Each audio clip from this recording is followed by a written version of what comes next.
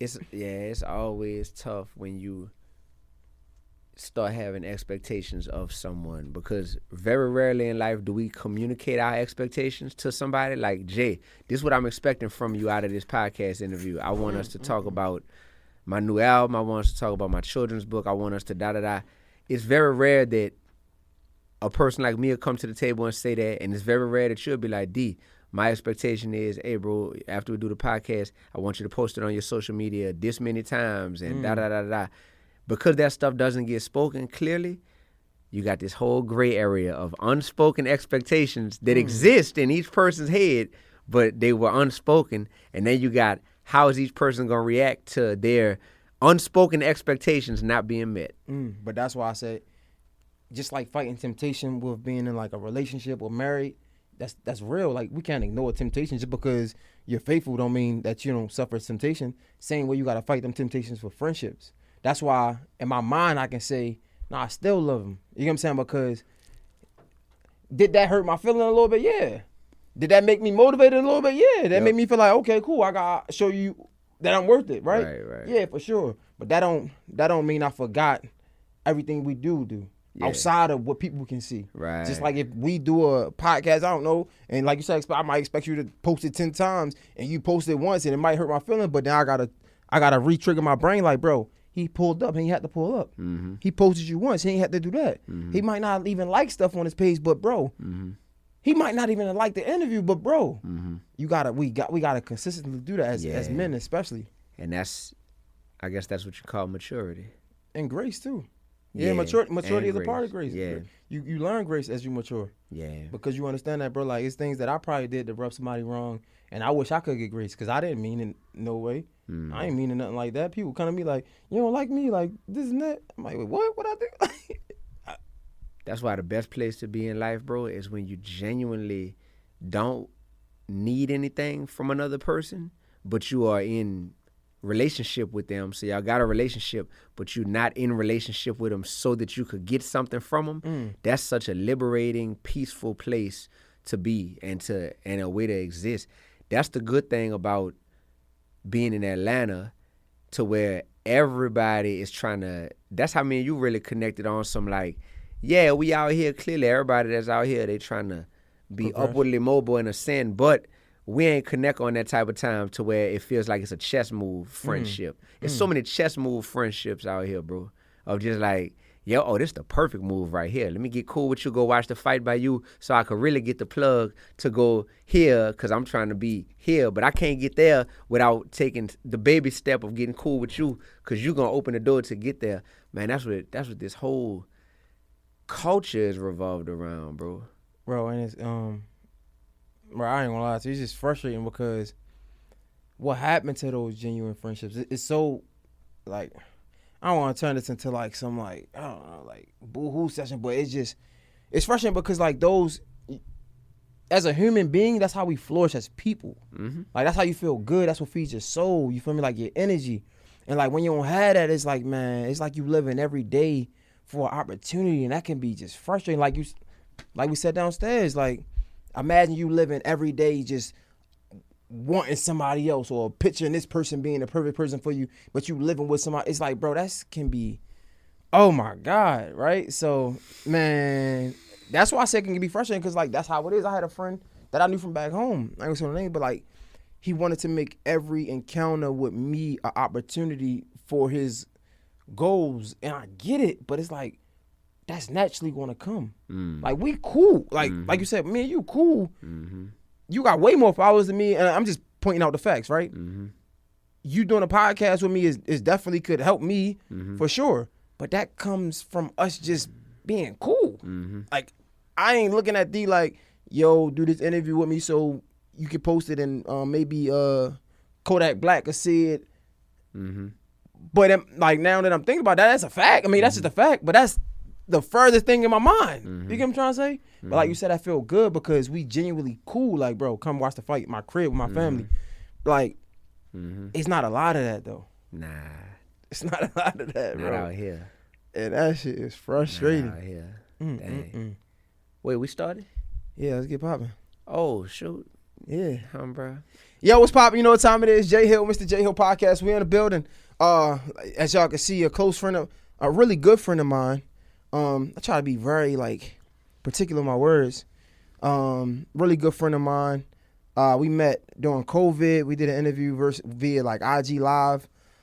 This is when I was trapping off the Radio 1 emails. Man, this guy ever since then been a supporter. I mean, a friend. For my day one listeners, if you hear me talk about Alex, my producer from back home, he's like one of them guys. Like pray together, pray for me. Like it ain't just this industry shit, man, and that means so much. I want to say I appreciate you for being here. My guy Dee-1 is in the building. What up, dog? Yes, sir. Thank you, bro. Man, what's going on, brother?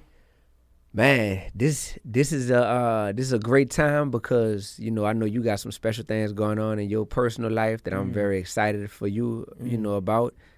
In my life, same thing, bro. It just feel like a season of growth, So I think the reason why we got platforms is so that we can narrate our journeys for people, because you got people that's studying our journeys in real time. They trying to learn how we doing what we doing, and I think we won't be able to form a personal relationship with them all, but the more we can narrate our journeys, then it gives them something to go back and look at and study so that they could be the best version of themselves. And they can have a blueprint, something that we never had. There you go. Like that's what we can leave for people nowadays is a blueprint to our success. If we take people in, and if we don't just show the prize, but if we show the process.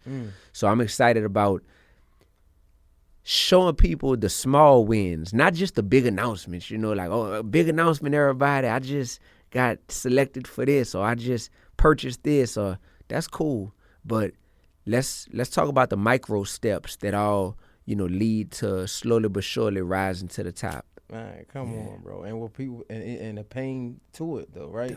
I was talking about TD Jakes and Charlamagne interview, and they were talking about how on Instagram they don't want to show what's really going on, but basically it's like if you're walking up the steps, people don't when the wood steps, it creaks. But what happened is usually the creak comes from the step that you're stepping off of. So in order to elevate, you gotta go through those creaks, because when you're walking up the steps, when you let go one, it creak, but it's only for you to get to the next one, right? So it's like that's real, and to show people that it's super important so they can understand when they going through it. We talk about mental health, and we talk about just all of this self-care things, but do we really care? Because if we did, we would share our hard times, because when somebody else go through a hard time, they can look at it and say, it's documented. Yo, D1 went through the same thing, and it might still hurt, but now it feel a little better because it feels like I'm not by myself. I'm not alone.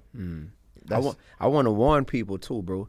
We talk about success so much. I feel like Atlanta, this is a city where people come here to be successful. Success without God can be the worst thing that ever happened to you in your life. People need to know that. Like, you want this success, but I hear a lot of people just skipping or glossing past the role that God plays in that. If you achieve success in this evil, dirty, crooked world that we in, and if you achieve success without having God at the forefront of that success, that can be the worst thing that ever happened to you. That can be the thing that will be your demise and to your detriment, because that success can eat you alive from within. You can become a prisoner to that success. Success without peace? What is that? Success without peace? If that's hell. Yeah. That's hell on earth. If that's success. That's hell on earth. But see, people will call it success if they got a few $100,000 that they make in a year, or if they feel like I'm lit on the gram, they'll be like, dang, I am successful. But why doesn't it feel peaceful? You're right. That's because that's hell on earth, disguised as success. Success is a costume, bro. Nah, in fact, it's crazy, because even when we was coming up here, we was just talking about what is it worth if we get outside of our body, for lack of better words, to be somebody else, to throw it all away just for what we deem as success. What is it worth? Goes back to that. It's like, is it really worth anything? I have people who tell me all the time, D, man, you could be even bigger than what you are as a rapper, bro, if you just, they say stuff like, if you just cursed in your music, or if you just gave people more what they want, you know?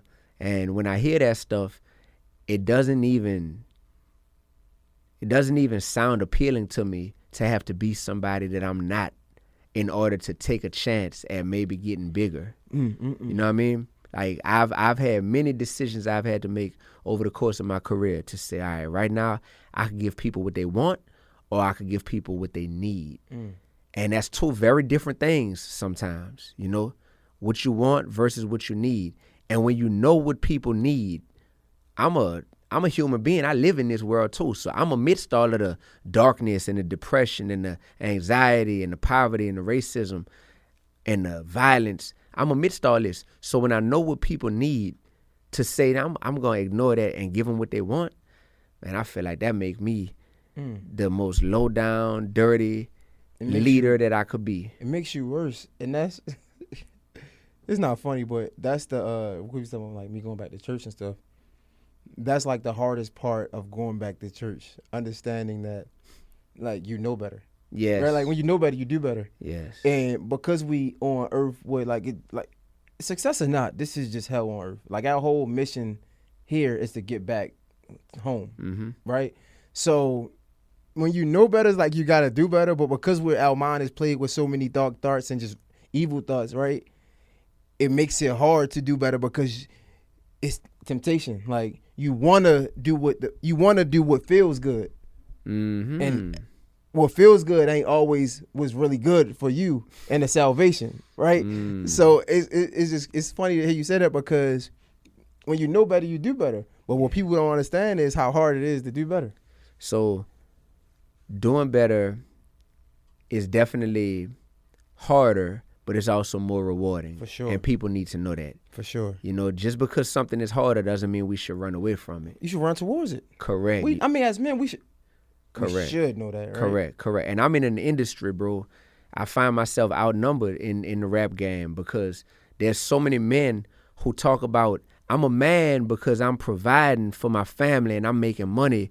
But it's like, what you're having to glorify to make that money, you just poisoned the mind of 100,000 of your listeners to feed the mouth of one person in your house.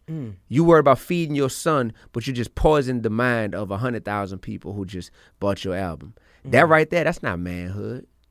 That's cowardhood, or that's ignorance at its finest.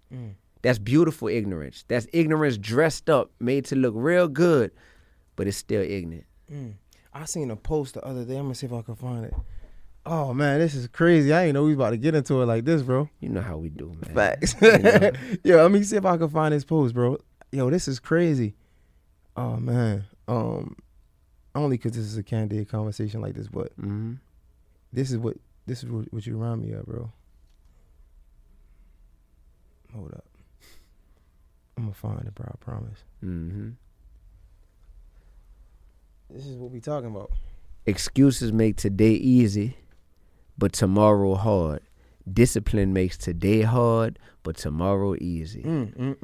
Wow. I like that. I like that direct, short, to the point truth, man. Excuses. Facts. And that's all it is, though. But being fair, playing devil's advocate, right? That's a terrible word for this conversation, but playing devil's advocate. It is grace in ignorance, though. Because we are here because we know better. We choose to do better. There is so many people out there who don't do good, but we can give them grace because they don't really know what we know. So yeah, we can say it's easy to say you just killed or you just played 100,000 negative thoughts into society to feed one person. But how much do they really know, though? Or do they know any better? Right. Do they know any better? So I think we can give them grace because they don't really know it. Well, we don't know who knows better or not. We don't know. Yeah. All we can do is we can't really judge them because the moment we start to appoint judgment, we become just as bad as them because we know better. Come on, we talking Bible. I mean, if we're going to go there, let's go there. So we can't really judge those people. All we can do is try to give the knowledge in hopes that they will change. But at the end of the day, it ain't up to us. We know it was already written. So it's really like a slippery slope when we had these conversations. So we're not called to judge, but accountability is not something that anyone is exempt from. So it's like, I think we are called to hold, I know we are called to hold other people accountable, especially when they're in a leadership position. That's just like politicians. It's like, oh, you can't judge that politician. Like, they got a lot on their plate. Don't judge Donald Trump. Don't judge this person. Don't judge this person. Okay, I'm not judging, but aren't we allowed to hold you accountable? Like, you're supposed to be leading us, you know? And that's my thing with so many public figures is when it's convenient, people want to be the spokesperson for the black community or for the hood or for their city. Or for God. Or for God. Let's be real. A lot of people only praise God when it's going good. Man. Let's keep it 100. And a lot of people giving God thanks for blessings that God did not ordain. You know what we talking about? You hear me? Like a lot of people, and they need to stop lying on God. And a lot of people saying God told them this. God ain't tell you that. God ain't tell you to make that. God ain't tell you to create that. But you're gonna say God told me. God will never tell you something that goes against his word. And God's word is not changing. So if you're doing anything that's going against God's word, don't say that came from God. That came from you.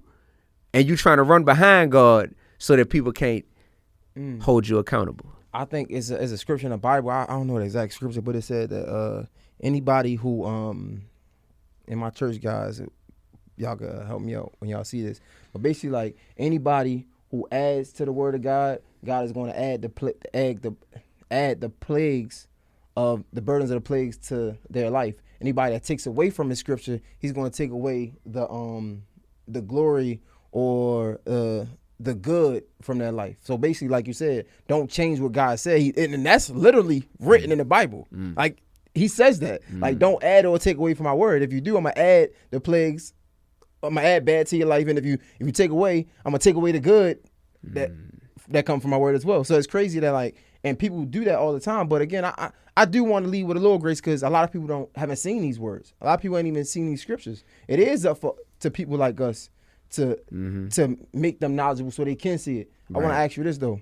Talking about accountability and judging, I feel like it's a thin line. Like, how do you measure what is actually holding somebody accountable compared to judging somebody? Yep. So the difference is accountability is rooted in love. Accountability is also rooted in a desire to say, hey, I can actually help you improve, either through me praying for you, through me walking with you, through what you're going through, or through me teaching you. That's what accountability is. I genuinely want to see you get better. Judging is simply just criticizing, just gossiping. I just want something to talk about. Who's an easy target? Whoever's a leader. Oh, this person a leader. Oh, they messed up. Oh, yeah, I'm about to just judge the heck out of them. Big difference. That makes sense. Yeah. I like that. If you truly want to see people be the best version of themselves, then you are going to hold them accountable. Because it's like, dang, I'm not even holding you accountable so I could get something from this. I'm doing this so that you can truly get something from this. You know, a lot of me as Dee-1, I want to see people walk fully in their God-given purpose. And I see too many people in society that are flirting with their purpose. They're not married to their purpose. They're flirting with it. So they just simply aware of what it is and they see it. And every now and then they'll walk in it, they'll dibble and dabble, but then they get back to that world. And they get back to them vices and they get back to that lack of discipline that disconnects them from their purpose. You heard me? Indulging in all the things that's disconnecting you from your purpose. I want to see people married to their purpose. So if me helping to lead the way for you through example, by example, is going to help you to walk in your purpose and be married to your purpose, that's my goal. If me holding you accountable for who I know you have the potential to be is going to help you be married to your purpose, then that's what I got to do. No, that's real. I love it, bro. I love these conversations for real. I just and like it's funny because we having this conversation, but I love these conversations so much that it be, again, just being real, I'm human, and like it be frustrating because it's like all the stuff that sells, that's hot, that makes you popular, it's like it's not this for real. Like it's a bunch of like it's just it could be discouraging. I gotta disagree for real to a certain extent. We say all the stuff as if that's really ambiguous word to say. And it really makes it seem like it's impossible to put numbers on the board or to win. You know, like so when people say that, I'm just like tread lightly. Yeah, you're right. That sounds like a person who, you know, that's a convenient excuse. That's a convenient excuse. when we don't want to do the work to figure out, like, how can I master the art of being righteous but being popping at the same time? That's hard. You know, it's hard. But I'm saying it's hard in a way like that's fire. Like yeah, that's okay. fire. It's that's like, fire. hey, like I'm up for that challenge. I you like know that. what I mean? So speaking of that, right? Let's stay here. It's coming in. I was telling you that, like, cause I do want to do some background for the people that don't know. I don't want to be selfish in the interview. I feel like you've reached a level of success, and of course you're still grinding, right? That is so admirable for me, because, and we talked about this on the phone, like, you're super successful, but it's way different than I'm assuming what it looked like. When you already told me, yeah, but the way you're super successful right now, like, you're really popping, but it's way different than you imagine. Yes. How did you get here? I mean, just going back to making the music with Hot Boys and being in New Orleans, like, and being here, right? Like, I don't want to ask would you see yourself here, but, like, how did that journey come about to this point? Yep. So I just dedicated myself to excellence in my craft and diligence in my walk with God, simultaneously, not one without the other. Because I did that, I've become great at using the skills that God gave me, but I've also become proficient at making sure that God is there for every step of my journey and of my come up. So that way, it makes it to where I've seen a lot of doors shut in my face. I've seen a lot of rejection, a lot of people who told me, you're not quite good enough to be on this. We can't sign you to this label. Nah, I can't do this feature with you. Nah, you can't be on this platform. You know, I've heard a lot of no's, but because of my diligence to being great at my craft and to walking with God every step of the way, it's made it to where any level of success I achieve, instantly, everybody in this world knows, well, I didn't put D in that position. God opened that door for him. And that right there is, I think, what truly makes God smile. When he's like, yo, I'm going to make your success be set up in a way to where you can't even speak about where you've gotten to without mentioning what I did for you. And I think that's what's been important for me, bro. Like, at one time I was chasing buzzwords like, I want to be signed to a major record label. I want to go platinum one day. I want to do features with Lil Wayne and with Nas and with just whoever I was looking up to at the time, right? And I realized that all of those things that I wanted, it's not like they really held any significance to me personally. They just sounded good to say out loud. What I really got the most peace from was just saying, I'm able to use my talents that God blessed me with, of being a rapper, of being a public speaker, of being an educator, and I'm able to comfortably make a living for myself. Comfortably, when I stopped teaching, I was a middle school teacher back in Louisiana, right? I was making $39,000 a year when I stopped teaching. So for me, I learned how to be comfortable off 39 racks a year. That's before taxes. So, you know, they taking taxes out. You probably in the 20s now. I learned how to be comfortable off that. So for me, it was like, technically, if I go platinum, I won't be mad at that. But if I could just make what I'm making as a teacher off of being an artist, that would be amazing to me. You know what I'm saying? Once I recalibrated what my goals were, I started to be like, dang, I never was really married to any of those goals that I would be saying out loud. What I'm really married to is just being able to be myself and to be able to make a living off of what it is that I do. Make a living off of giving life. You know what I'm saying? Not make a living off of spreading hatred and death and darkness, but make a living off of giving love and light and life to people. Yo, so, but when you say, like, you mentioned how you just kind of was attracted to these buzzwords, right? Being signed to a major label, and so forth.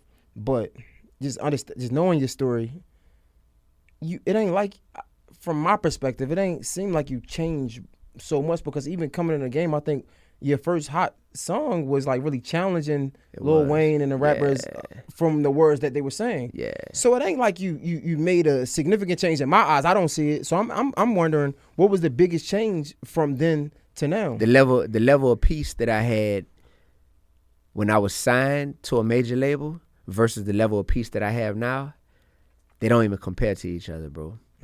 When I was signed, I was smiling on the outside but dying on the inside. I contemplated suicide in real life in Nashville, Tennessee. I was really feeling like a slave to the record label that I was signed to because I wasn't in control of if my music could come out or not. It wasn't up to me no more. It was up to them if they liked it, when they wanted to put it out. Now, I have so much peace because I'm able to be myself. I'm able to take a chance on whatever music I believe in and put it out. I'm about to put my 10th album out on September 1st, right? For me, the win is in finding joy throughout the process. So when I'm recording and when I'm able to use the producers that I want to, and when I'm able to pick the artwork that I like, and when I'm able to just be in control of that process, that's the win right there. What I realized is when I got signed, I wasn't making any more money than what I'm making now. I was actually making way less money than what I'm making now. But I realized that regardless of the money, bro, I had some of the biggest platforms of my career while I was signed. I remember being on the, what they call it? The BET Hip Hop Awards, right? The Cypher. And I remember doing some showcases for Revolt TV and all this type of stuff that was nationally televised. And I just thought that was everything. But then I realized, man, these people like me, they don't care that I'm signed or not. I was thinking for a minute that it was being signed and it was being in the industry that was making people really rock with me. But I realized that like my joy is contagious. My joy is my weapon. So I got to use that weapon everywhere that I go, whether I'm signed or not signed. Like nobody really cares about that stuff. And in terms of being independent, a lot of artists, they don't want to admit that you have to have business acumen to be independent. And that business acumen is something that thankfully I'm a double threat, because not only am I a talented artist, but I've been a formally trained businessman since college. My degree, I got a degree in business administration with a concentration in marketing. You know, so I've been knowing and understand with this stuff. I just had to take a chance on myself and believe that I was worthy of the mental, emotional, financial investment. Because if I'm not investing, we all invest in our time, our energy, and our money into something. Do we believe in somebody else's company more than we believe in ours? Do we believe in another person's idea more than ours? Do we believe in another person's creativity more than ours? And I was like, man, I only live once. If I'm too scared to chase my own dreams, then my life is worthless. But but we can't ignore. There's some benefits in having that back end though. That financial backing? Yeah, it's benefits. What's the benefits? Hypothetically, let's say more visibility, which can get you more money in the long run, right? All right. So let's say, I was just talking to Shorty about radio, and we, as much as we can be emotionally tied to the fact that we want radio support, it's a business at the end of the day. Yep. And I say that to say, when you have backing, they can dump money in different terrestrial radio stations across the country, right? Which can get you more publicity, more fans, and a bigger audience. And eventually that can make you more money down the line, even if it's not in that moment. Okay, so radio is something that very few signed artists ever get a real budget for a single that gets pushed at radio. Some of the biggest artists in the world that we can name right now, it's like, dang, but they're not all over the radio. Why not? Shouldn't that be automatic? Once I realized that you could be signed and the record label could still choose not to put that bag behind your music, that's when I was like, dang, bro, like what's the benefit? No, I mean that's facts. If you come in at that artist, but it's still some. I mean, we still had them. I say, for lack of better words, them hoop dreams of like becoming that artist. Like for example, I don't know, Sexy Red, I think that's her name, or Glorilla. Like these are the ones that I'm assuming that had the marketing bag, right? Yeah, you might come in and you might not be the one. You might not have the leverage, but if you continue to work, climb the ladder, you could eventually be that artist who get that budget. That's real. That's real. And you got to ask yourself, are you down to take that chance? Because along with that chance comes, you got to sign a 5-album deal, and you got to give away anywhere between 5 and maybe 15 years of your life to being signed to this label. So is that worth the possibility that they gonna say, oh yeah, we about to put that bag behind your song? You know how many songs had that bag put behind them and that song still ain't blow up? Yeah. So not to say that it doesn't work. We clearly see radio producing hits and superstars every day, you know. But I feel comfortable saying, like, I tried it and I went in the office with so many different songs. You know, flew up there to New York, pressed play on a whole bunch of different songs I was recording and that I was excited about, that I thought would be great at radio. And I heard no time after time. Nope, nope, nope, nope. I heard no everywhere it could be. Nope, nope, nah, nah. Like I heard It's no. like watching the what is it, Genius documentary all over again when Kanye West was going into the studios like, nah, bro, that ain't it. Bro, literally. So it's just like, all right, as far as being signed, it can definitely be a very powerful, like I'm just gonna tell you, I'm in a position now where anything that the record label could pay for me, you know what I'm saying? I could pay for it on my own. So then it's like, do you believe in yourself enough to put that bag up behind yourself? And not many people do, you know? But that's not a position I was in. When I got signed, like, I needed that money. I needed that advance, you know? And I'm gonna really go in depth in terms of telling people what my experience was like, why I signed and what I signed for and what I went through or what I got from it. I'm gonna really go in depth in terms of telling people that, because there was always just this curtain up and I was so curious, like, man, what's behind that curtain of being signed? Like, what's it really like? And not just the horror stories, but like, tell me the good, the bad, and the ugly, you know? And I didn't really have that information. All I had was the success stories. All I had was, dang, I looked up to Cash Money and they signed to Universal. So them signing to Universal must be what got them there, you know? But I'm not hearing about all the other labels and the other artists who signed too, who for every one Cash Money, how many other labels and artists you think didn't make it? No, that's a lot. Probably 10 don't make it for everyone that does make it. Yeah. You know? Wait, so how much, who you signed to again? I signed to RCA Records. How much they give you? They gave me some, you know, some little bread, you hear me? How much they give you? How much you think they gave me? The first thing that come out, I would say, like say 20 or 25. Oh no, we came for more than that. Yeah, I ain't gonna. Wait, how much? I know the baby recently. I mean, he got said 200. 250. I saw that. I think he said he got 250. 250 for signing, and I then thought he it said was 200. and then he Okay, said he went 250. to the what you call it? So this is what, 10 plus years ago. I signed 10 years ago, exactly 10. So how much? I signed 10 years ago. You said you weren't going depth with it. How much they drop? Like he heard in depth. He said, "Oh, I'm about to get the whole story how out much they deep." drop?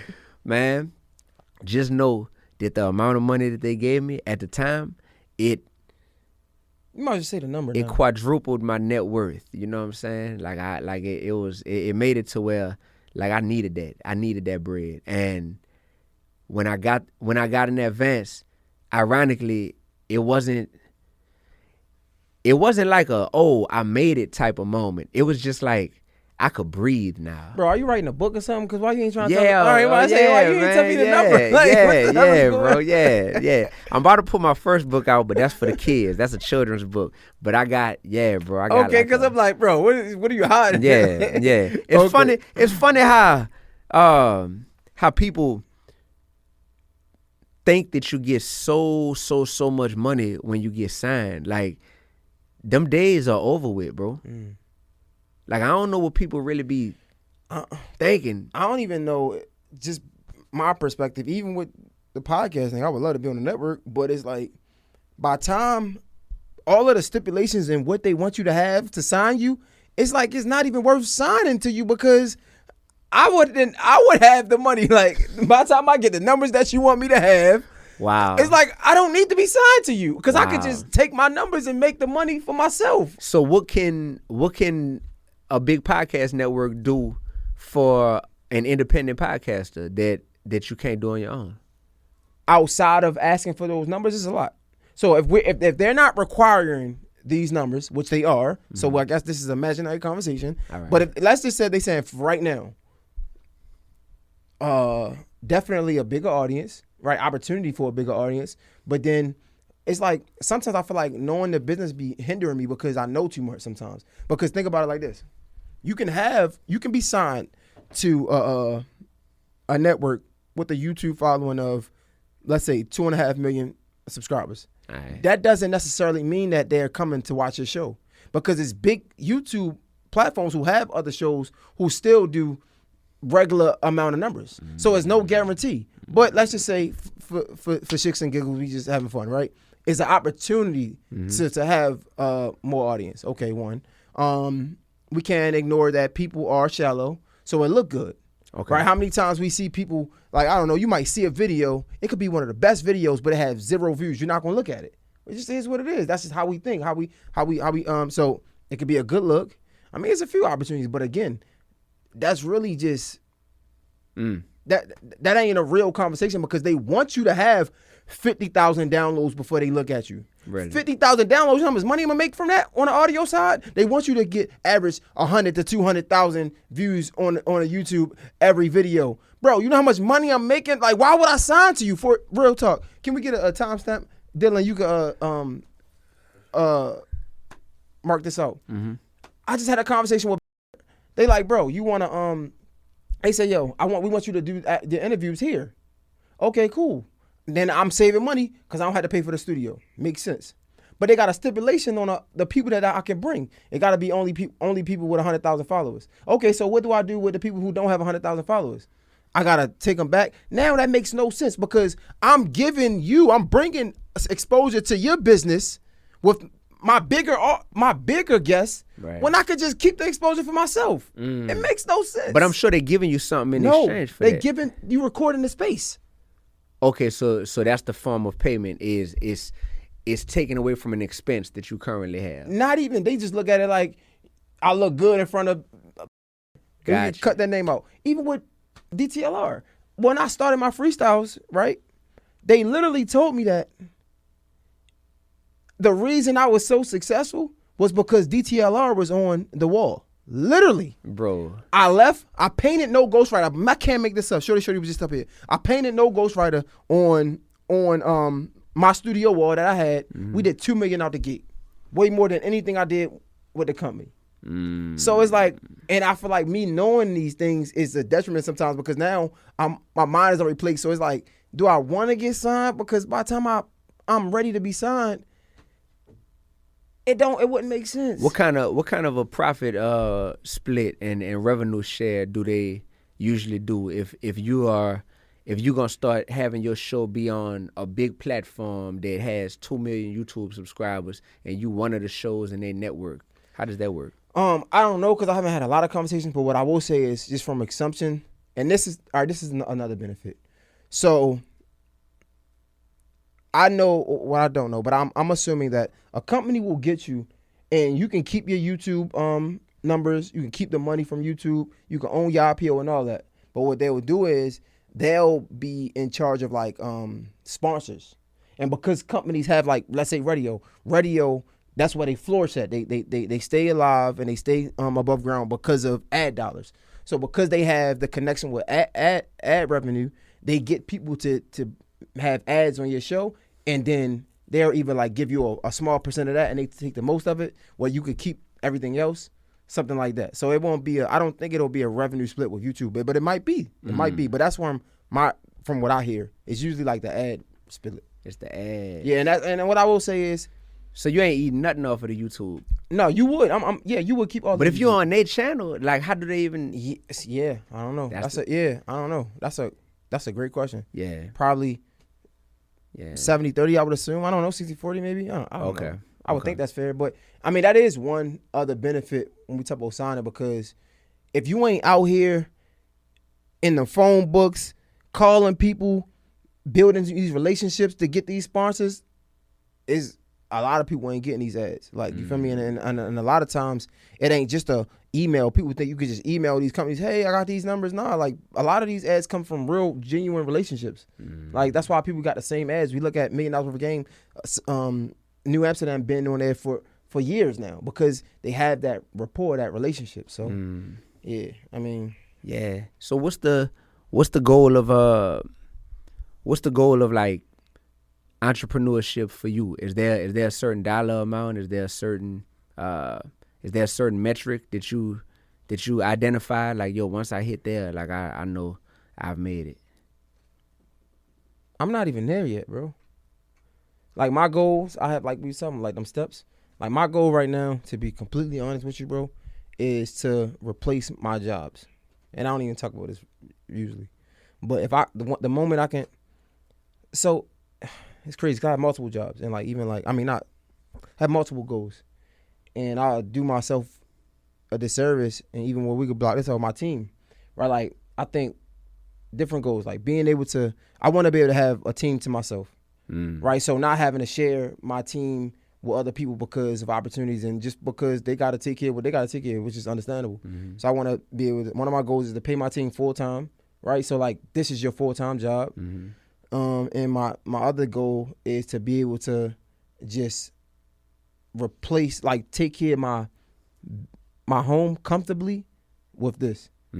That's just what I'm seeing now. Everything else about the millions and the number one, like, that's not even in my foresight right now. Right. Just to be honest. See what I mean? Like, that type of stuff starts to matter less and less. Yeah. When you really in this stuff. Yeah. When you on the outside looking in, it's like, yeah, I need those accolades and whatnot. When you in this stuff, man, this stuff is about providing and about making a difference. You know, truly making a difference. I wanted to ask you this though, because it seems like you're super grounded and, like, super content in a good way of where you're at.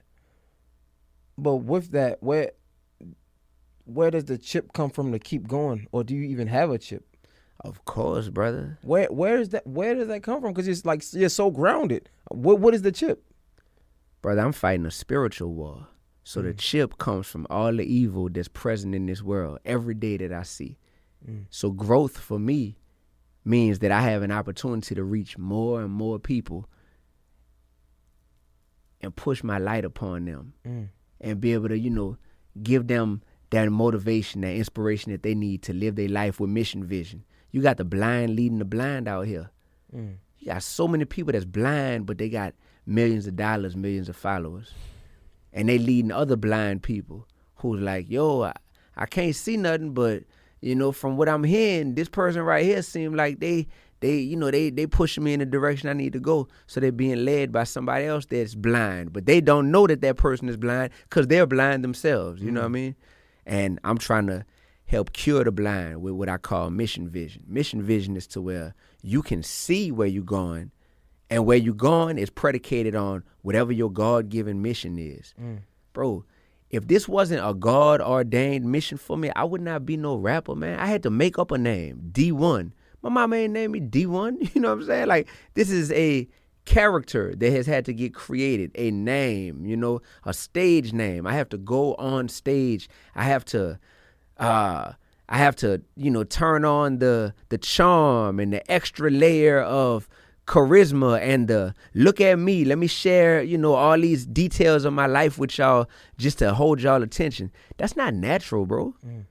Like, I'm David Augustine Jr. At the end of the day, I'm in this game because I recognize this game gives me an opportunity to reach people that I could never otherwise reach. But this ain't something that I'm doing if I don't see how I could be, you know, serving God through this. And that's the problem, bro. People don't want to talk about how is what you're doing bringing glory to God.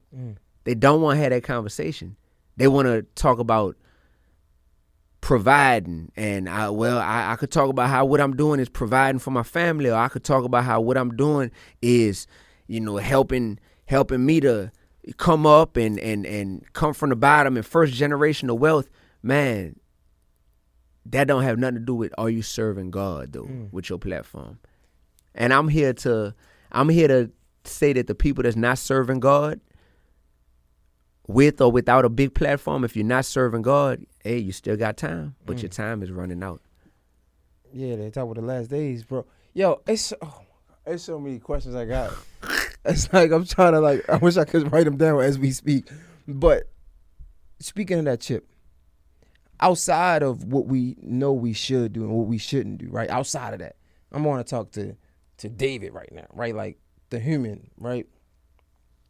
That got to be frustrating at times to see the blind with such a big platform, right? The blind who is flourishing, and yeah, your dreams might look different and you might seem successful, but do you ever feel frustrated, like, bro, like as almost like, man, not that should be me, but like, bro, all these guys are flourishing and I should be flourishing. I'm the one that's really trying to put something that matters. Like, do you feel those feelings at times? Of course, but I know that when you're doing God's work, it's not supposed to be easy. If it was too easy, then I probably wouldn't be fighting the right fight. So I got that underdog mentality. But it's like an underdog knowing that, man, I got the cheat code to, like, I've won already. That's the thing. That's the thing, Jay. People think I'm competing with them for the most streams or the most followers or getting booked the most or something. No, bro, I've already won because of my relationship with God. I have peace. That's priceless. Whether I die today or whether I got 100 more years on this earth, I have peace and I know where I'm going when my life is over with down here. I've already won. Now I'm in this game because I have time that I've been blessed with and I have talent that I've been blessed with. So I'm going to use my time and my talent to get in this industry where I know my presence is needed. And it's supposed to be hard. And I'm supposed to feel like the underdog. But it's like the underdog who got buku confidence because you knowing, like, bro, at the end of the day, I got what people need. But I just got to figure out. I was on the phone with my man earlier today and we were talking. And he said, D, it's like, we got the cure, you know what I mean? It's like we the doctors and we got the cure, but the patient that you're trying to, like, stick the cure in their vein, they just keep moving. You know what I'm saying? They keep moving. So because they moving around, you like, all right, I gotta be patient. I know I got the cure. I got something that you really, really, really need, but you just keep moving around. You keep moving around. So our goal is to just say, hey, I'm going to stay here. I'm going to love on you. I'm not going to desert you. And I'm going to be here because I know I got this cure. And when we get those opportunities, oh, you finally stop moving. All right, bam, you finally ready. Cool. Let me make sure I get you right, man, because you been hurting. You know what I'm saying? Like, let's get you right. That's how I feel being in this game. So I got to have longevity, This my 15th year, bro, like being a rapper. 15th year. That stuff feel good because I feel like I'm really so amped up to just keep going and I got so much more to do. And I look at it, like I show you downstairs who I was on FaceTime with recently and all this type of stuff that I'm knowing. Me being in this game is never supposed to feel easy, but I can also tell if I'm making a difference or not. And I'm definitely making a difference. Also making making a living, bro. Like, yeah, I don't brag on that side of life. But I mean, it should be noted, though. It should be spoken on. It probably should be noted because my boy was just saying, some people tell me, like, man, if you talked about the amount of money that you have, or if you talked about the awards that you received, or if you talked about some of your accolades more, then that would make it easier to reach some of the people that you're trying to reach. And I disagree. Because the people who have changed my life the most, it wasn't because of what they had. It was because of who they were. And that go back to the first question you asked me when I came in here. And that's why I say at the end of the day, love is still love, because it ain't about what he got, but it's about who he is. Right? And yeah, that can hurt my feelings or make me feel away, but that can't plague my thoughts to make me think anything less than this man. That's facts, bro. And that's what it was. That's exactly what it is. That's facts. And when you stop forming relationships with people out of what that person can do for you, and you form relationships out of just the quality of who that person is, you have a level of peace that's unprecedented. Because you're grateful for anything that person gives you or does for you, but you're not mad at them because of what they don't do for you. You know what I mean? Because you got a lot of grown men and women who got a sense of entitlement nowadays.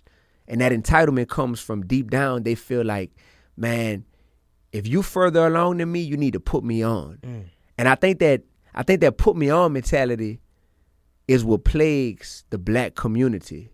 Because we as a people, we be wanting people to put us on so much that oftentimes we can't even open our eyes enough to realize they not even fully on themselves. They 1.5 steps ahead of us. They ain't fully on, man. Man, I was just telling my homie, shout out to my guy Fats. I was like, man, never measure your growth by my success. Like, never do that, because like he do interviews, and I was saying, bro, you got people that I wish I could have had, bro. Like, yeah, this is great, and I don't want to take nothing away from me, but it's like, bro, what you're doing is great as well, and don't ever forget that, because it's so easy to look at somebody else, and even with the relationship, like everything we was talking about, bro, it's so easy to look at somebody else's grass and how it look, but not understand what they doing for it to look like that. Even if they not wearing it every day, even if they, like, I had Miss Skittles on there, she's like, bro, you never know, like, she probably got fake grass. You never know, like, somebody, you might be looking at somebody's grass, they might have bought it from Home Depot, and you talking about, oh, I wish my grass looked like that, and you here slaving in the dirt trying to find real authentic pieces of grass and how you can make it grow and plant seeds and stuff like that, and you looking at theirs like thinking yours should be looking like that whole time. It's not even real, right? So it's like, man, bro, entitlement, just looking at other people's success, all that, man, it's a big detriment to our careers and our mental. And what's the hardest thing about it is, because we could talk about this all day, but it's so easy to fall in temptation because what we keep in our hand all day. We on social media. I'm not exempt from this. So I'm not just, like, I don't want to seem like I'm holier than thou, because I fall into this sometimes as well. But I got to tell myself, keep myself grounded, like, bro, nah, when you see these videos, people in relationships, when you see these videos, I'm talking about everybody in a relationship, you see these videos talking about what man should do, woman shouldn't do, and all this and all that. It's so easy to fall into, well, my person don't do that. And that's just not, bro, that's not how life's supposed to be, bro. Like, we got to stay, bro, man, this is, hey, when we can talk about this all day. All day, bro. When it comes to relationships, you could either choose to love 1,000 people one way, or you could love one person 1,000 ways. When you choose to say, I'm going to love that one person 1,000 ways, that right there, that still puts a challenge. I did a podcast yesterday. Matter of fact, they were interviewing me, and dude on the podcast said that nice girls are boring, right? So he was like, yo, he was talking about himself. He said he wants a HOE. Like, that's what he wants. That's the type of girl he wants. He said, because they're more fun, right? And what's the definition of fun? What it means to you might be different from what fun means to me. Might be different from what fun means to any one of them, right? So what it means is, based on how we structure our brain and our perspective of who we're with, we can either choose to have gratitude and appreciate the challenge that comes along with the person we're with and the fun elements of being with that person. We can either choose to view it from that standpoint, or we could choose to view it from the standpoint of, although I'm with this person, I'm not with these people. Dang, if I was with these people, boy, it would be so much more lit. But you don't know what you would be doing. You don't lacking if you was with those people. And you know, it's crazy because everything we talk about, the career, the music, the relationships, the friendships, it's all literally just one thing still. Like, it's your thought process. It's perspective and thought process. Yo, because even, it's like, bro, it's so many people who aren't successful because when we go back to the excuses, right? People aren't able to be disciplined in whatever they're doing. If it's the relationship, if it's the career, if it's faith, if it's the religion, they're not able to be disciplined and just stand on something and walk through the hard times. We want it easy. We want to make excuses for ourselves. That's why we have so many.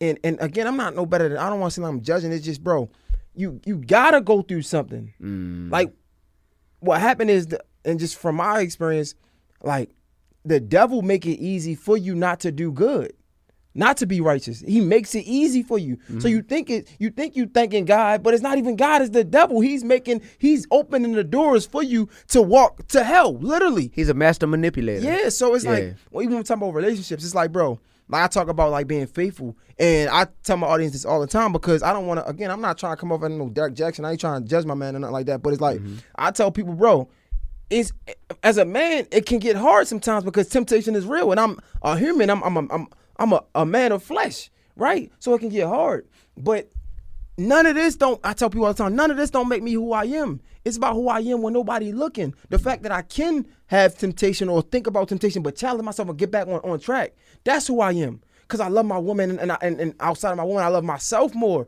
I want to be right with God. And I understand this is what's going to get me right with God before I can be right with my wife. So it's like, it's like people don't be, like, I don't know. It's like people just be wanting so many, make excuses for themselves and like, yeah, man, but yeah, I'm gonna do this, but, man, no, fuck, I'm sorry for my language, like, forget all that, man. Like, now all we gotta do is right. Man, you know what it is? I want God to be able to trust me more than I care about people liking me. Come on, bro. When you start thinking like that, your whole world changes, G. You hear me? When people are like, dang, I want God to be able to not like me. God created us. Of course he gonna like us. He gonna love us. I want God to be able to trust me more than I want people to like me. Bro. But again, that's why I said all we talking about is the same, because everything, we talk about credit, we talk about relationship, we talk about everything. Like, think about it. Like, I want my credit with God to be an 800. But a lot of us can't even keep our credit on earth to be 800. Correct. Because we not disciplined. Correct. And again, I'm not trying to point fingers. I don't want to seem like I'm that guy pointing fingers, because I'm human as well. But it's like the moment we start to think about, like, I want my credit with God to be 800. Yep. Right? And that comes with doing people right. Yeah. When we talk about friendships, like, I'm not a slimy nigga, and it ain't because of how much I love you. It's about how much I love me and the man upstairs. That's it. My mom's always told me, like, you gotta love God, Jesus, then yourself. She always said it coming up. And then you can love somebody else. But until I love myself, I love God, and then I love myself, I can't love you. So I used to tell my girl this, and she used to hate this. But I'm not faithful to you because of you. I'm faithful to you because of him and then me. Yeah. Because I want to be right with him. Yeah. So it's like, bro, that's why I said we could talk about this. So it's like when people don't understand it, but it shows in our everyday life. You can't be successful at what you're doing because you can't be disciplined enough to stay on the right track. You can't be in a successful friendship because you can't be disciplined enough when somebody hurts your feelings to, even if you feel some way, to challenge the thinking, like we were just saying, right? Like, yeah, it hurt my feelings, but nah, that ain't it. Let me get back right. That ain't it. I ain't about to judge this, man, because you can't be faithful to your person because the moment temptation hit, oh, I'm backsliding. Nah, you gotta challenge that. And because, man. Check this out. Bro. You can never have full freedom if you're not the original creator. So we're all going to be slaves to something in this world. So are you going to be a slave to God? Are you going to be a slave to your flesh? Are you going to be a slave to money, a green piece of paper? You know what I mean? You got to pick your poison. Which one do you want to be a slave to? And honestly, being a slave to the almighty creator who made us, who loves us infinitely and abundantly, and who is like, hey, if you follow me, like, my burden is easy and my yoke is light. Like, bro, that's powerful, bro. When you can say, yes, I'm proud to be a slave to God. Because if I'm not a slave to God, I'm either going to be a slave to my flesh or a slave to money. People don't think about life like that. And everybody, bro, it's a red flag for me when people care about how I got to be successful more than they care about my relationship with God and my obedience to God, because it's like, that's the real key to my success. Me being great at what I do is cool, but what I can't explain to you is favor. I can't explain to you the favor that I have. You heard me? That's when you got favor, I call it an unexplainable blessing that keeps humanity guessing. That's what favor is, bro. And people like, well, wait, but how you got that? D, how you got to Harvard? D, how you a professor at Tufts University? D, how you then got this many millions of streams? D, how you get booked so much to perform and speak? Man, it's favor, man. That favor ain't fair, you heard me? And that's an unexplainable blessing that keeps humanity guessing. Like, how did that happen? Man, it's because I got a relationship with God that doesn't just look good on the gram, but it's something that God is like, I see you, young buck. I see you down there. And that's why we got to be careful of like even like giving like praise to ourselves, right? I was my deacon. He had did this fire like sermon or like lesson or whatever, right? And I'm like, bro, you killed that. That was fire. That was fire. He was like, oh, praise to God. I'm like, bro, why you can't just say you welcome? He's like, bro, because it's not me. And it's funny because it's funny how like you was raised in things like we was like installed things, but we didn't really understand it until we understood it.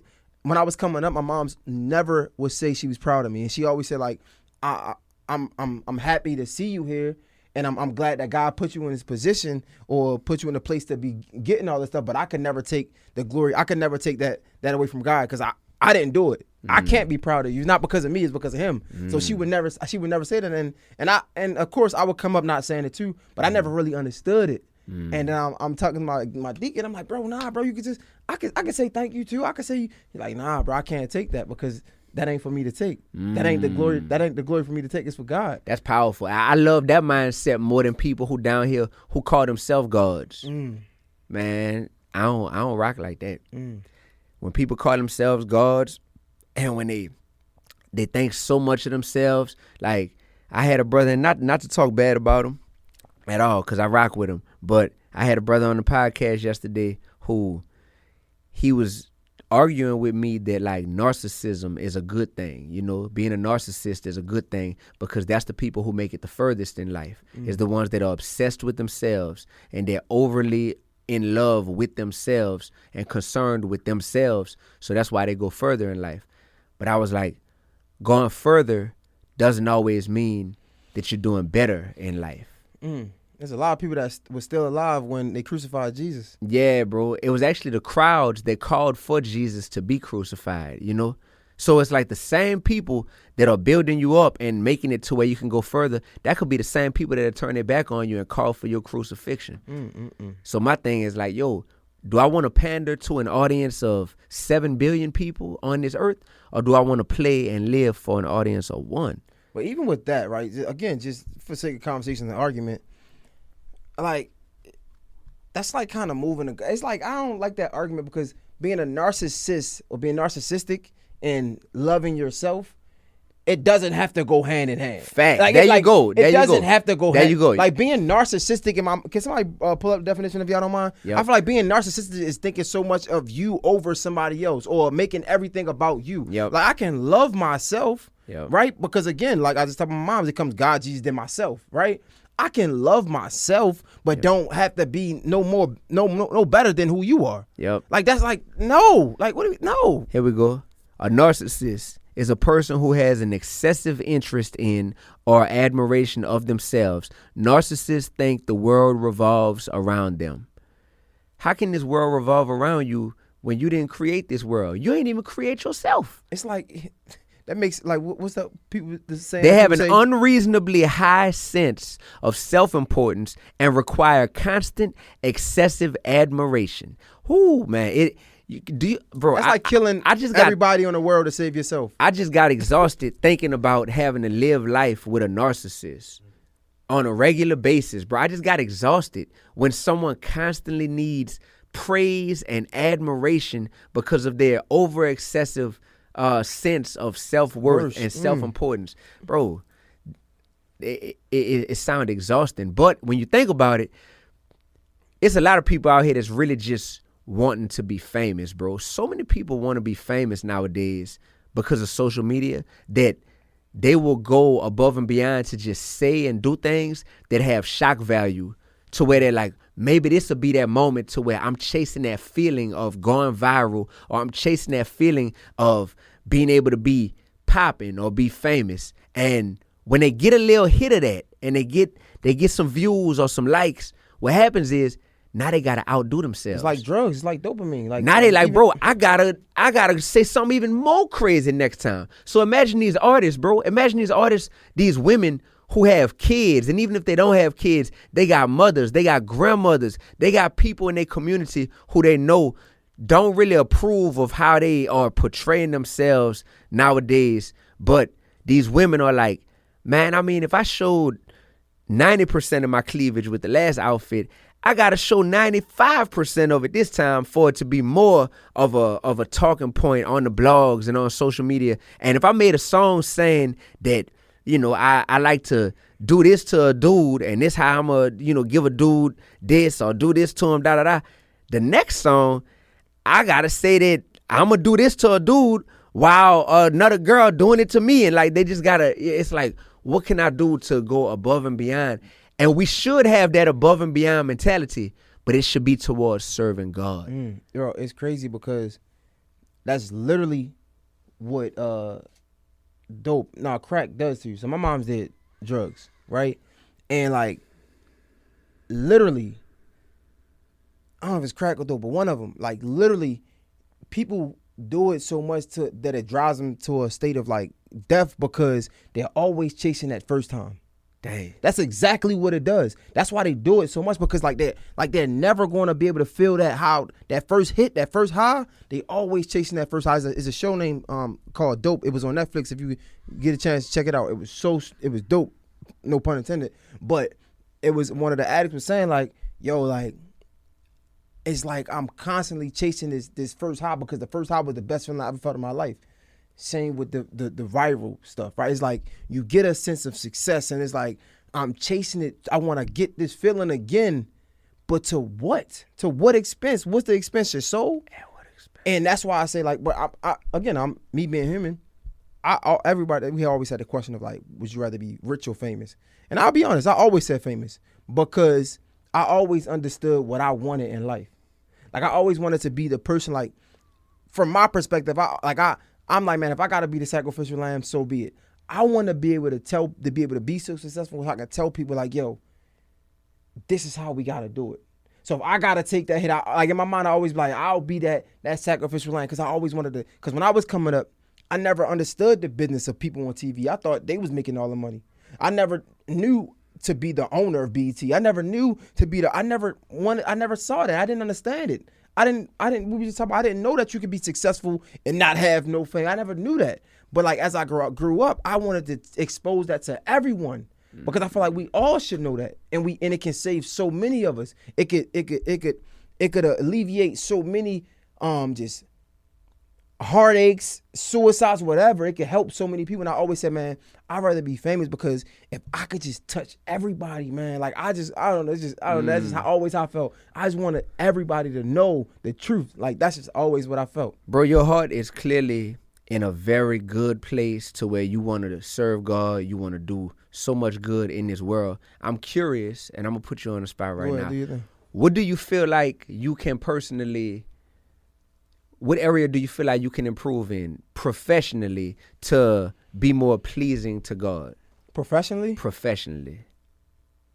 I don't even understand that. All right, like meaning like with what you're building your platform on, with what you're doing with your platform, with what you represent, with what you showcase on your platform, are there any ways that you can think that like, yo, for what God has gifted me to do, which is primarily to be at this stage, at least a host, right? Mm-hmm. A podcaster, a host sometimes at events. You came and hosted my concert for me that time. You know, is there anything that you feel like you could improve upon that would be more pleasing to God? Or is there anything that you're doing with your current gifts or your platform that you feel like isn't pleasing to God? I'm pretty sure it is. I'm pretty sure there's a few things, to be honest. Like, because, I mean, I don't know. It's hard to say. Because when I quit the business, I don't equate that. And it's funny because this is a new way of thinking to me.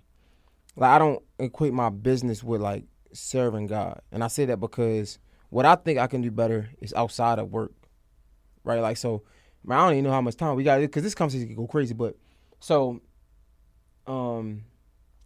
I go to church on Saturdays, and like I celebrate the Sabbath or whatever and things like that, and like and it says this in the Bible in the Old Testament and the New Testament that we should keep the Sabbath, right? And God worked 6 days and He rested on the seventh day, right, which is the Sabbath day. And I think what I can do better is continue to. I go to church on Saturday, but I'm not keeping the entire Sabbath. So I think that's something that I'm working towards, to be honest. But when you ask me about the business, is like how I look at it as of now, right? Just with the knowledge that I do have, this ain't really the pathway to getting to heaven.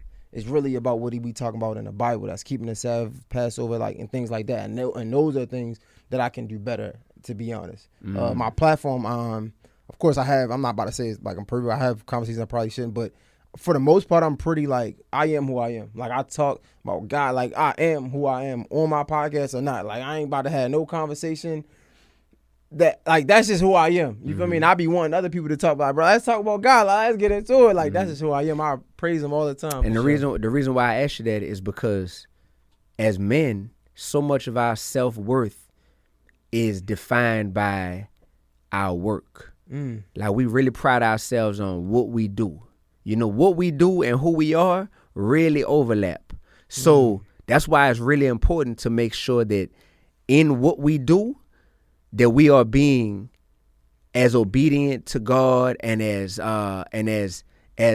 zealous and passionate about serving God in what we do as we are in just like our personal lives. You know what I mean? And that's hard sometimes, because a lot of times people like to be like, oh, God is for me, my girl, my baby, and all that at the crib. Oh, nah. That's God, right? Nah. Nah. Because I see a lot of people, bro, who, like, bro, when you get in this industry and when you realize how rare it is to be a man or a woman of God who's proud of that and who cares about the industry, and like, it don't have to be either or. I care about this industry. I care about my craft. I want to be excellent at that. But I also want to do it in a way that is pleasing to God. You realize that that's rare. And a lot of times there's no blueprint to how we're supposed to be navigating these spaces. So what I go through oftentimes is, man, when I'm rubbing elbows with people that I know, like, they need some of what I have inside of me, which is that love of God. They're in need of that. You know what I mean? Sometimes it might not be bumping elbows with them. Sometimes it might just be, oh, this person just started following me on Instagram. You know what I mean? Like, we clearly live in two totally different ways, at least according to how we're using our gifts and what we're making music about. But I'm now in proximity to this person. I got an opportunity to build with this person. And I've often had to challenge myself to be like, one thing you can't do is be impressed with darkness. You can't be impressed with it. You can't turn into a fan of something that the world is celebrating, but that God is not pleased with. So just because you're not impressed with the darkness doesn't mean that you aren't called to coexist with it and to help, edify it and to help pour into it. So that's something. The pouring in part is where it can often be like, man, it's different when everybody just in this room and chilling and they just having a great time, because it's like, okay, they getting high, they getting drunk, they just chilling, they doing whatever, da-da-da. And you the one that's in the room like, man, I'm on assignment right now.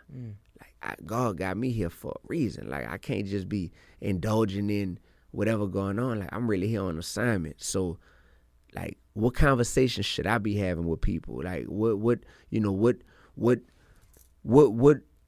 mood do I need to, what temperature do I need to set in here? Because I'm put here to be like the thermostat. You heard me? I'm here to be the thermostat. I'm here to set the temperature in the room. Not to just be like, oh, wow, like, they let me in here. I'm here with all the cool people, you know? Let me just fall back and be quiet, So that's something that I think about a lot, man. And that's something that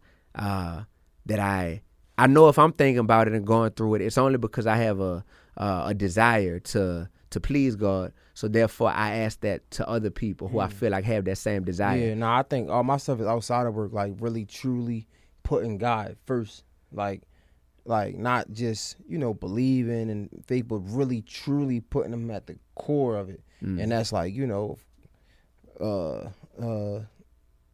starts with the Sabbath, just keeping the entire just being straight up with you. I think those are the things that I can get better at, just as a Christian. Like this stuff, like this is just come along with the journey. You know what I'm saying? Like this really don't got nothing to do with my faith and like where I'm at, if that makes sense. Okay. You know what I'm saying? Like I'm trying to get better, really like on assignment, like doing what I'm supposed to do to obey Him for real. That's how I look at it. If that makes sense. You think that it's possible that if you start obeying God more, you think it's possible that you might realize, like, man, what I'm doing, this stuff ain't even as fulfilling no more, because I'm realizing that the joy I feel when I'm obeying God and when I'm over here in my personal life is nothing compared to when I'm having to lower my vibration. You know what I mean? So much to be in this game where I know, bro, how often do you get inspired, bro, when you're around like people in this industry? Again, this is hard questions for me because, again, I ain't trying to make myself look like nothing, but this is the thing. This is why I'm not like super ahead where I want to be, because I'm not really that person. To like you're not about to see me with people I don't want to be around. I'm not really playing into it. Like you're not playing the game like I should be. And you can ask my friend. Like we talk about my team, because it's like that don't do nothing for me, bro. But does it do something for the people that you have the potential to reach one day, and that you need that bigger platform in order to reach them people? Is it like, oh, I ain't playing the game for me, but I'm playing the game for the elevation I'm going to experience is going to be a blessing to all the people I'm going to be able to reach? I ain't doing it. You ain't doing it. I mean, maybe a little bit. Like, can you help me? Like, I ain't really. Am I lying? Like, I'm not really I be fighting with myself. I want to. Like, I'm just being real. I'm being real. Like, I want to. Like, I want to be able to get the biggest people, but like, it come with too much. I'm not with the goofy stuff. Just being real. Like, this not even like. Is there a way to play the game without being goofy? I'm pretty sure it is. I just haven't figured it out yet. It's a constant journey, bro. People look at me, think I got it going on, and it's really a constant journey, because even with the amount of success I had this year, right? I'm gonna be straight up with you. It came with a level of a learning experience that I wasn't even prepared for. And what I mean by that, like a lot of the big guests I got, for the exception of like T.I., maybe DJ Drama, it came with other people saying, yo, we like your platform, can such and such get on your platform?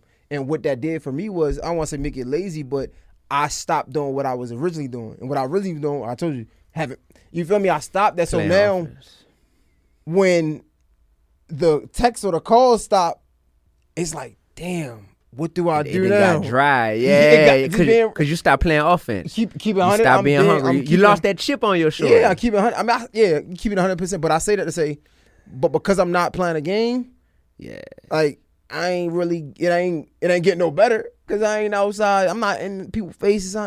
Bro, I'm not, like your man said, what you said downstairs.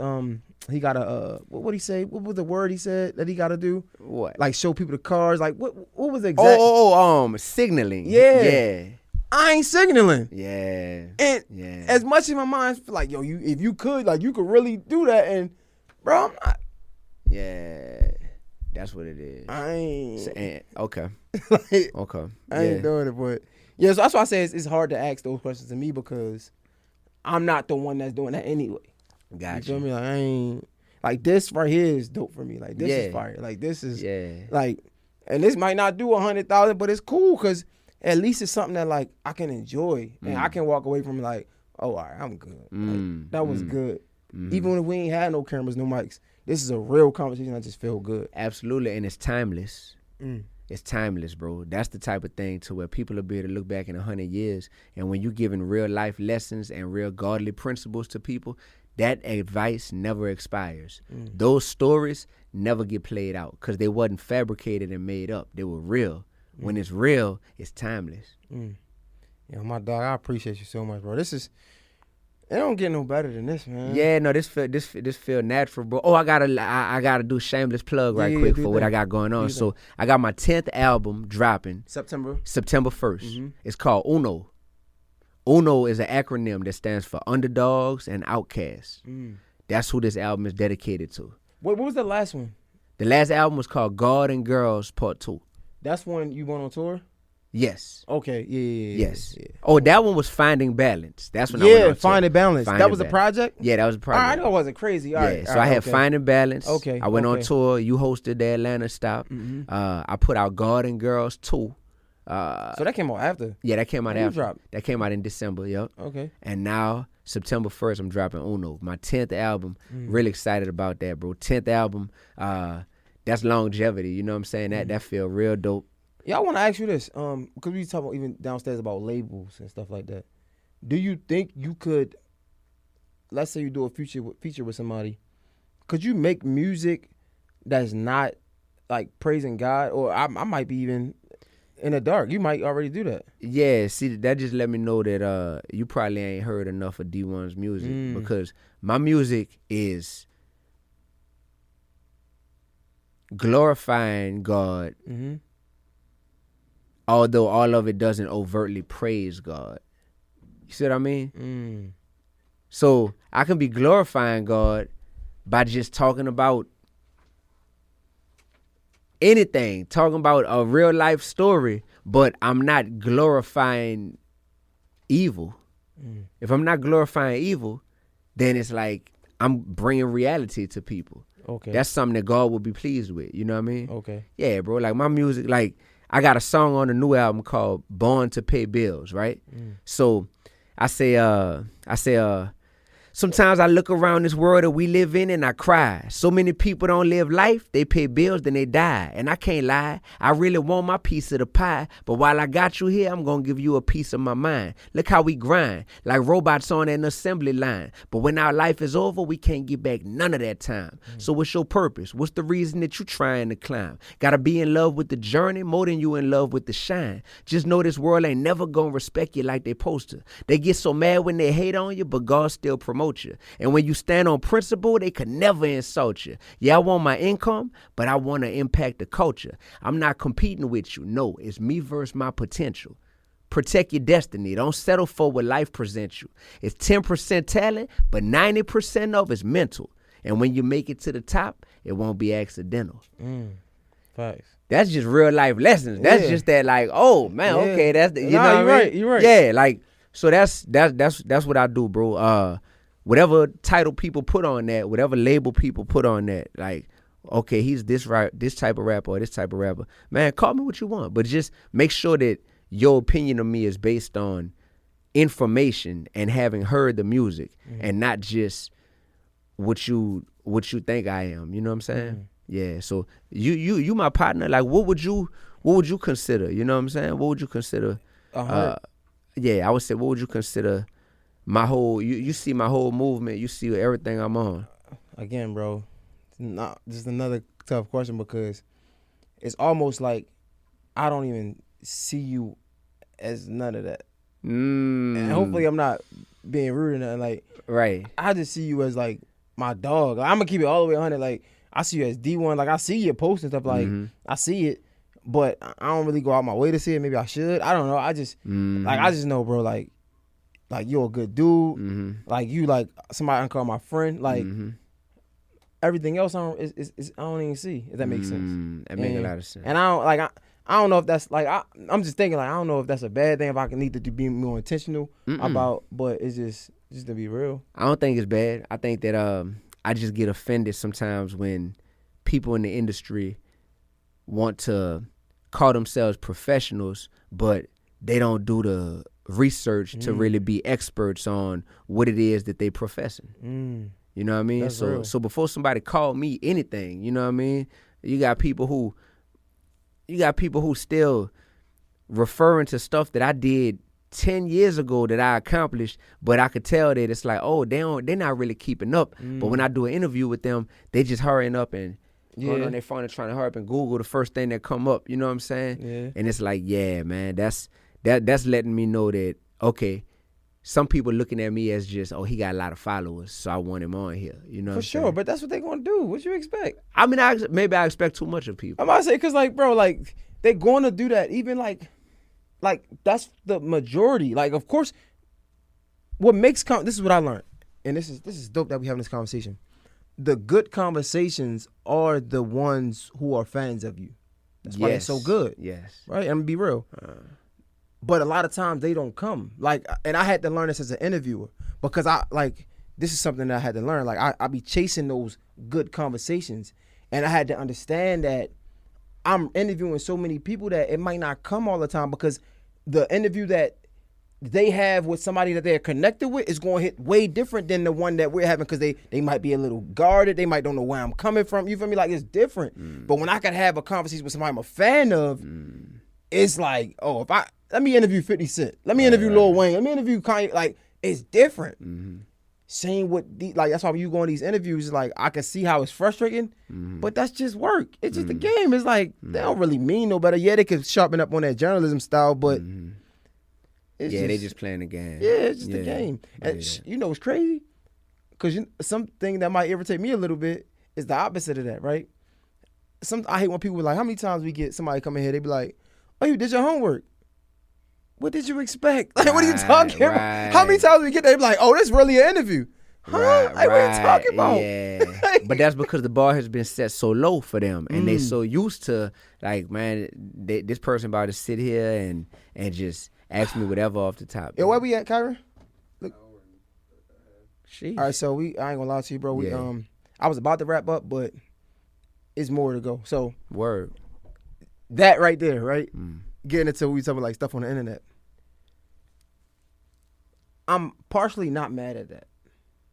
We talk about, like, you know, journalism and stuff like that. So this popular girl who's been going crazy, white girl, Bobby. Who interviewed Drake? Yep. Yeah. So part of me, I'm not upset at the artists, or I don't want to say upset with the artist. I'm not upset with the artists who don't want to do the interviews of the culture, or, like, you know, like, real interviews with journalists, because let's be real. If we have conversations, right? Let's say you did tell me, I don't know how much you got, how much money you got. Let's say we dive deep in the journalism bag, right? That can go so many places, because you got to tell me the things you did. Let's say we talk about the rap you did, Lil Wayne and stuff like that. Let's say that go out and they go viral now. That's backlash on you, and you might not want that type of attention, right? When it comes to journalism, is a sense of professionalism and a sense of seriousness that everybody probably don't want. So everybody's mad at this Bobby chick, and I'm looking at it like, you know, would I love to have a Drake interview? Absolutely. But would Drake care to come and sit and talk to me when I'm gonna do my research and I'm gonna ask the questions that everybody want to know? And now he's on the internet and all this is going viral, and it's like, bro, I don't even care about that. I want my music. When he could just go the safer route. Well, I don't want to say safe, but it's just fun. We ain't talking about nothing. We just having fun. Right. It's gonna go viral because it's funny. Right. Ain't nothing to look too deep into. Yeah. So it's like, I understand that. Like, and yeah, I don't even know I don't know where journalism going at this point now. Gotcha. We don't. Well, you a part of it, so it's going where you help to take it. You know, because you're a factor. You're a factor, bro. You're not an actor. No, you're a factor. Yeah, but I just understand, like, people not wanting to have these serious conversations because it's like this ain't going to happen all the time. Right. Like so like I didn't prepare for this because like for me it wasn't really an interview. It was like my dog pulling up. Yeah. Let's just talk. I think we just playing this the other day. Yeah. But like my other guests, they come in. It's work. Yeah, you feel me? It's work, and I understand how it probably can be frustrating for them because it's like, bro, like if I don't ask you these questions, then what are we doing? Like, I do my research. Like, that's fact. You know what I mean? So it's like, but do you feel like too much research can be a detriment to the interview? Too much research could never be a detriment to the interview because in addition to the research is the output of the information that you've received. So you research, you receive information on an artist, then you still as the journalist have to decide out of all this information, what do I want to highlight and what do I want to bring up in the interview to the artist? And the way you bring it up, the way you communicate it, like that's that's important, man. So it's cool, bro. Having people skills can really get you far in life, bro. That's a fact. Yeah. So. But even that though, bro, like I always say this interview all the time because she was somebody that made me understand that the interview was Zanique, and she really showed me that, like, because this was a great interview, but she just was saying, like, her being vulnerable can just be hurtful because even though this is a great conversation, I got great people skills, I'm able to have her open up, but the people going to use her vulnerability against her. And that can be hurtful to the artist. So, like, as dope as I can be as a person, I'm still going to ask it. I can ask it a great way. And they're like, man, you feel comfortable. But it's like, man, do I want to give it? And it's not because you did anything wrong or I don't trust you or I'm not comfortable. But it's still the internet at the end of the day. And they can take it and run with it. And they can clip it up and piece it however they want. Yeah. So it's like, that's why I understand when Drake went to Yachty, it's like, I get it. Because just when I was talking to Zani, like, that can be a lot when your life is always under a microscope. When your life is under a microscope, and when if you feel the pressure to constantly have to outdo yourself in order to go viral and get some views, that is a very pressure-filled, detrimental way to live your life, man. Like, that's scary when you got to wake up every day, and as soon as you get in front of a microphone, you instantly thinking, what can I say or do that's gonna make me go viral? Nah, outside of the viralness though, but just having real conversations. That can be you. Again, like we were just talking about, like, how it feel to grow up, both of your parents like celebrities, stars, right? And like, I know you had to, like, just be having just real conversation. I know that had to hurt when, like, they going on tour and et cetera, and it's like, yeah, but I want to talk to you. But now, the moment I open up to you, even if you mean well, they don't. You get what I'm saying? So not even just the sense of going viral, it's just having a real conversation, and that comes from research. That comes from being a good people. But now it's like, I don't want to talk about it.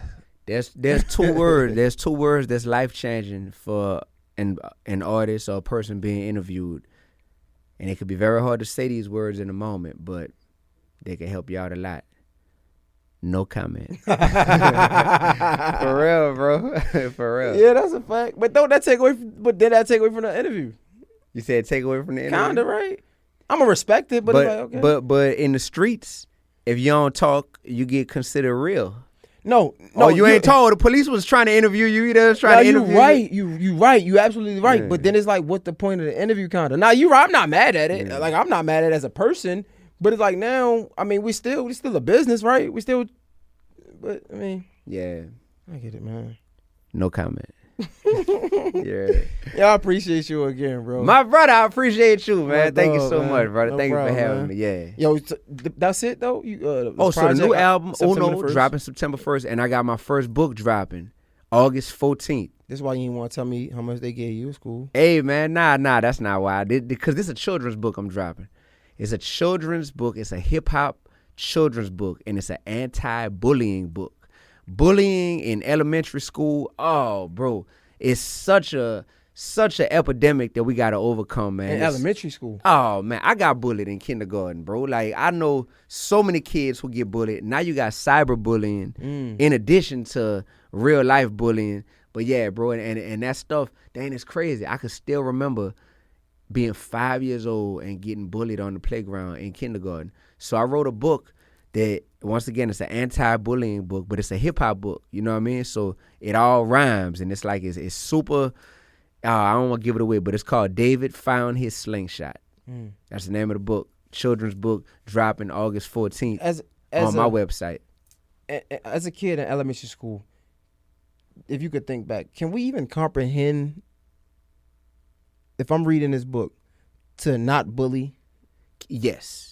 Yes, because, yes, the dude that was bullying me, that's one of my best friends now. But back then, I think he clearly knew that what he was doing wasn't right, but he also felt like there was no punishment in sight. So because there was no punishment in sight, he did what he knew deep down wasn't right. And then he came face to face with that punishment when I finally got some courage one day on that playground. And I did something to him. I beat him up. You know what I mean? That's not what my book is about. Yeah. I'm not talking about, hey, go No, beat up your buddy. I asked that because like now I said it so boldly as if I wasn't bullied in. So I was bullied in elementary school.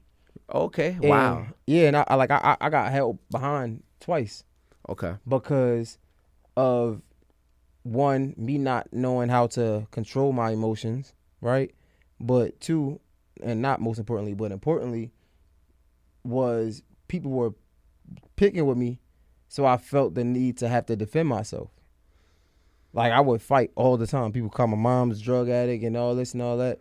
So I'm just fighting for my mom's. Like, man, you're not gonna do that. You know what I'm saying? And they caused me to get held behind twice. But I'm just thinking, like, man, at that moment, if I'm an adult trying to sit down with a person that's bullying me, are they really going to be like, okay, no? Because the kids that was bullying me, I don't think they care. They probably knew and they didn't care. So if they gonna read the book, they ain't. Okay. You know what I'm saying? Now so the way I wrote this book and the tools that I use in this book to help redirect that energy that you're using to bully somebody, showing how you could redirect that energy, like it's something that, yeah, bro, people gonna love this. This feel great, bro. First time I ever wrote a book. So I'm finna go on tour with this thing. I'm finna, you know, yeah, bro, I'm excited. So August 14th, David found his slingshot. It'll be available at my website, on my social media, and on all my platforms. But my website is missionvisionlifestyle.com. So, yep. I said I wasn't gonna ask you this, but I gotta ask you this, bro. What's up? I think I asked you on the phone. Did you ever think that this is what success would look like, bro? That's such a dope question. Never in a million years could I have thought that I would be able to be this successful by being myself, by boldly glorifying God, and by every day having a passion for eradicating this world of evil and hatred. I didn't think that I could get this far doing it. And I didn't think that it would feel this peaceful. That lets me know that this success that I have is not worldly success. This is divine success. Fact. This is what it's supposed to feel like. It's so fire, bro. I'm happy I can call you a friend, bro, for real. Like, I mean that. I can't even. I know I said it multiple times, but I appreciate you, bro. Absolutely, bro. I feel the same way. You know that, bro. We brothers. It's dope, man. I love you, man. I love you too, brother. Yeah. Dee-1, J Hill Podcast. It's a wrap, man. We out.